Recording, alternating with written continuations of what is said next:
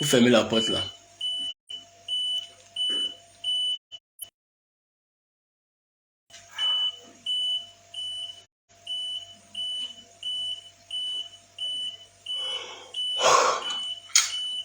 Ok, bien.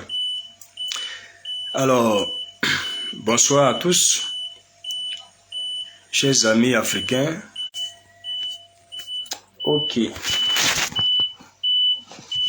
Alors, bonsoir, chers amis, chers Ivoiriens, Ivoiriennes.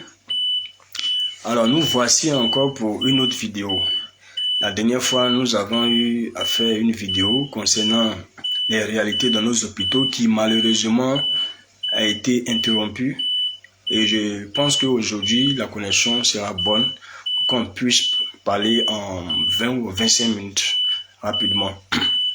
Alors, pour commencer, je tiens à remercier mes amis qui, depuis Abidjan, m'encouragent et mes autres à débattre, enfin, à parler des réalités, n'est-ce pas, qu'on vit en Côte d'Ivoire, et surtout de la politique, l'aspect économique, et puis l'aspect religieux également. Comme je l'ai dit tantôt, nous allons parler des réalités, n'est-ce pas, dans nos hôpitaux. Alors, chers amis, il faut comprendre que dans nos hôpitaux, actuellement, il y a vraiment du n'importe quoi. Vous voyez, avant par exemple, quand on est malade, on partait se faire soigner à l'hôpital, il y avait un appareil que les médecins utilisaient couramment, je ne connais pas le nom, je crois il y a un appareil qu'ils mettent sur les deux oreilles, dans les deux oreilles du moins, et il y avait une corde sur laquelle ils mettaient sur la poitrine du malade pour pouvoir, je ne sais pas si c'est pour entendre ou si c'est pour diagnostiquer la maladie du malade. Et en plus de cela, demander les symptômes. Par exemple, pour quelqu'un qui souffre d'un paludisme, il va lui demander mais de quoi tu souffres, tu as mal où? Et quand le malade explique, automatiquement le médecin sait de quoi il souffre et il connaît les symptômes. Il sait que soit c'est le palu ou bien c'est la fièvre typhoïde. Et il te prescrit des médicaments, il te donne l'ordonnance. Et quand tu vas à la pharmacie, tu achètes les médicaments. Tu suis normalement, il n'y a pas de souci, la guérison est totale. Mais de nos jours, ce n'est plus le même. Aujourd'hui, quand tu vas à l'hôpital, il faut avoir de l'argent sur soi. Sinon, tu vas mourir. Pourquoi? Parce que l'humanisme a été jeté à la poubelle au profit de l'argent. Nos hôpitaux aujourd'hui ont un principe. Je ne le dis pas parce que ça a été rendu officiel, je n'ai pas de preuves, mais par analyse, par constat, on se rend compte que les hôpitaux ont un principe. Tant que le malade ne donne pas l'argent, on ne le prend pas en compte. Souvent, le malade se fait accompagner, il n'est pas forcément seul, il se fait accompagner par un parent. Dans des cas où la maladie est vraiment, disons, un peu critique, le malade se fait accompagner par un parent. Et lorsque le parent, on lui explique d'abord ce qu'il faut faire. Voilà la maladie dont tu souffres, il faut qu'immédiatement on donne soit 50 000, 100 000 ou 200 000 pour faire une opération, même très rapide. Il faut de l'argent avant de toucher le malade. Tant que l'argent n'y est pas, on ne touche pas le malade. Voilà en fait ce qu'on vit dans nos hôpitaux. Est-ce que vous comprenez? Est-ce que c'est normal? En tant que des humains, est-ce que ça c'est normal? Non, je pense que ce n'est pas normal. Donc, les hôpitaux aujourd'hui ont jeté l'humanisme au profit de l'argent. Je ne sais pas pourquoi cela, mais c'est ce que nous constatons. Et je ne suis pas le seul, bien sûr. J'aurais aimé que mon cher ami puisse venir aussi témoigner de ce qu'il a vécu, lui avec sa femme. Mais bon, comme il n'est pas là. Donc, vous voyez, les hôpitaux aujourd'hui constituent un mouroir pour les Ivoiriens. Ailleurs, je ne sais pas si c'est la même chose, mais en Côte d'Ivoire, c'est vraiment un mouroir. Au CHU, c'est la même chose. Ton malade souffre. On te demande d'abord de l'argent pour le soigner. Si tu n'as pas d'argent, ne va pas au CHU. Et toutes ces choses, toutes ces réalités qu'on vit, malheureusement, personne n'en parle. Et on a un ministre, n'est-ce pas, de la santé et de l'hygiène publique qui, normalement, a en charge de solutionner ces problèmes-là. Mais il est fort de constater que ces gens-là figurent, n'est-ce pas?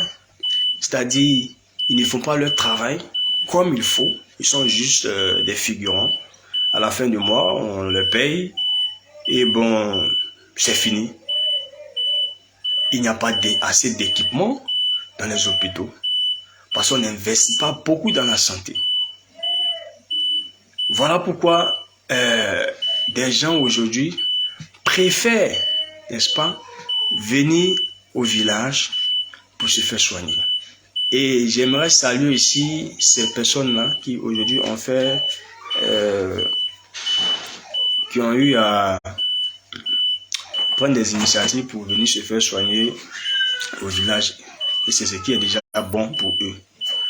Parce que si ils ne font pas ça et qu'ils veulent rester toujours en ville pour vraiment subir ces gens de méchanceté, c'est vraiment difficile. On nous parle de développement, c'est très bon, c'est bien. Mais un développement où les choses ne sont pas bien faites, en fait. La population souffre.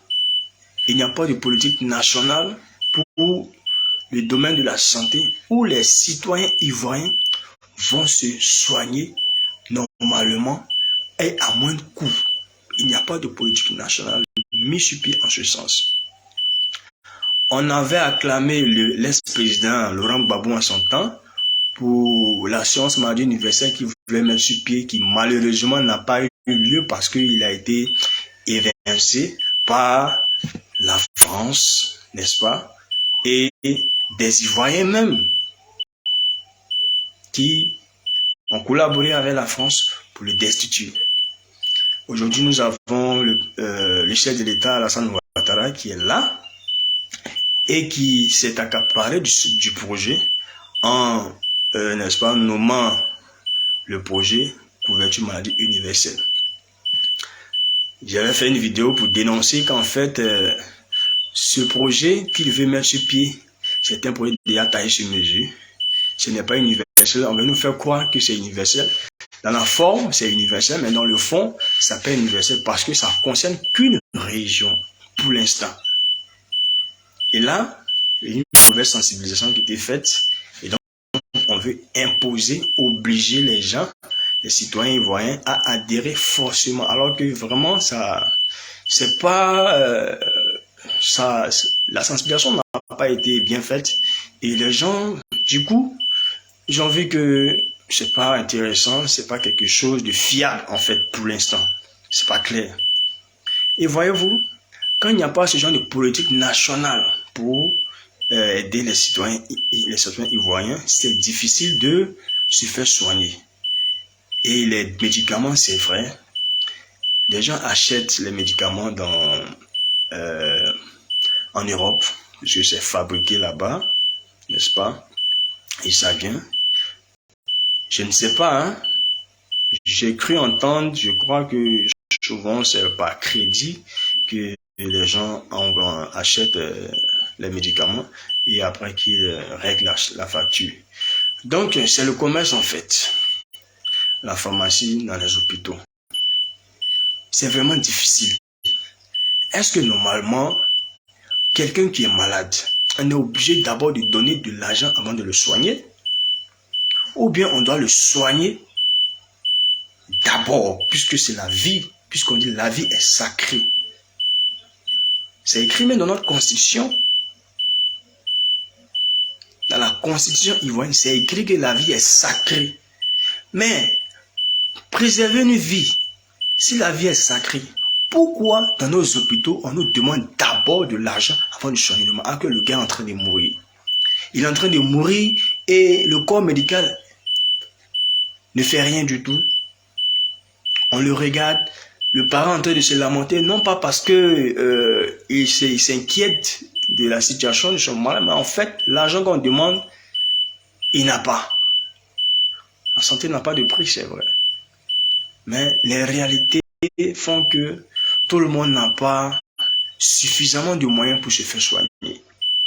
Et nous voyons nos chefs d'État, nous voyons des politiques qui se disent des gens qui veulent gouverner, des gens bien, qui vont se faire soigner en Europe parce qu'ils ont de l'argent, leur maudit d'abord, et ils laissent, n'est-ce pas, nos hôpitaux d'ici, ils sont mal équipés, et c'est 5 ans après qu'ils viennent dans nos quartiers pour chercher des voies pour qu'on les vote. Et naïfs que nous sommes, nous les suivons dedans.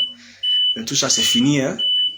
C'est fini parce que moi, Aïka, si on m'écoute vraiment, on va éviter beaucoup de choses en fait. Il faut que la jeunesse de maintenant, en finale d'aujourd'hui, se réveille. Il faut qu'elle ose quelque chose de nouveau. On ne peut pas rester toujours dans ce genre de trucs. Maintenant, il y a un autre aspect que je voulais aborder concernant l'accouchement gratuit. Toujours en revenant sur la carte maladie universelle, qui avait été dit auparavant que ça allait être gratuit pour les femmes enceintes d'accoucher, pour l'accouchement. Mais c'est avéré que c'était un mensonge. Voilà. Et il faut dire que si tu as une soeur, un parent qui est enceinte et qui est à thème, dis-toi que s'il n'y a pas d'argent encore, elle ne pourra pas accoucher dans de bonnes conditions. C'est-à-dire, dans son état, elle est entre la vie et la mort. Parce que d'abord, on a l'impression que le corps médical, en fait, est médiocre. Les gens ne sont pas bien formés. Il y a d'autres, par exemple, qui sont là-bas, non pas parce qu'ils voulaient être, je dirais, sage-femme, ou infirmier, ou un médecin, non. Les sages-femmes, par exemple,